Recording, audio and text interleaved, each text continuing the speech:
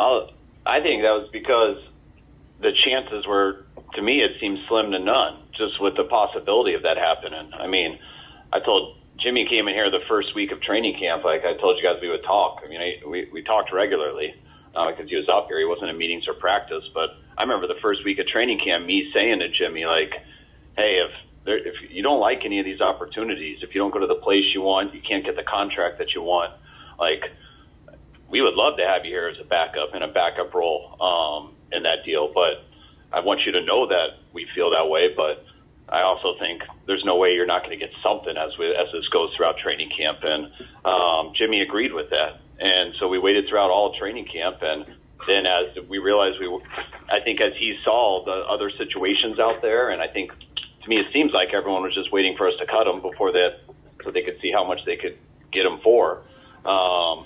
But once the last Saturday preseason game happened and no one got injured, then Jimmy thought this was his best situation that he liked, and that's why we were so pumped because it's obviously a better situation for the Niners.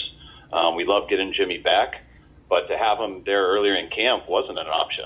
I mean, we weren't going to put him out there in practice for his sake and for our sake. I mean, he was on a $24 million contract, and he was going to go somewhere else.